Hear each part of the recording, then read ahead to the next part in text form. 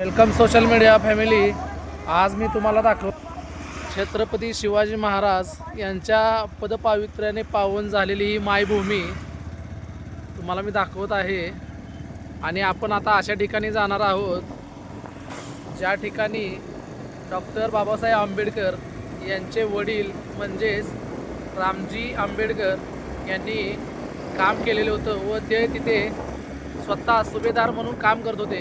तर मी तुम्हाला ही जागा दाखवत आहे। तर मित्रांनो, हे आहे मायनी अभयारण्य। यामध्ये आपल्या डॉक्टर बाबासाहेब आंबेडकर यांच्या वडिलांनी म्हणजेच रामजी आंबेडकरांनी इथे सुभेदार म्हणून काम केले होते व याची नोंद तुम्हाला इतिहासामध्ये सुद्धा मिळेल। तर असं हे मायनीचं अभयारण्य हे सातारा जिल्ह्यामध्ये मायनी गावामध्ये आहे, हे तुम्ही पाहू शकता। आणि ते अजूनही किती त्यांच्या काळापासून अजूनही या अभयारण्याला थोडासाही धक्का लागलेला नाही, हे तुम्ही पाहू शकता। म्हणजेच त्यावेळेस त्यांनी किती मनापासून काम केलं असेल तुम्ही पाहू शकता।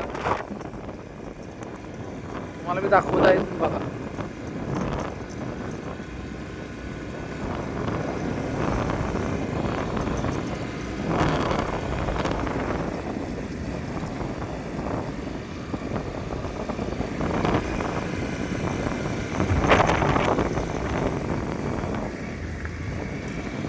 हे तुम्ही पाहू शकता, त्यावेळेस त्यांनी धरणाच्या चाव्या म्हणजे चावी जी असते दरवाजा उघडायची, ही त्यांनी अशी पाण्यामध्ये बनवलेली आहे। हे विचार करा, त्या काळात त्यांचं किती मोठं योगदान असेल हे अभयारण्य बांधण्यासाठी, हे तुम्ही पाहू शकता। हे पुरातन काळातील अभयारण्य आहे। डॉक्टर बाबासाहेब आंबेडकर यांनी बांधलेलं, त्यांच्या वडिलांनी रामजी सपकाळ यांनी इथे सुभेदार म्हणून काम केलं होतं।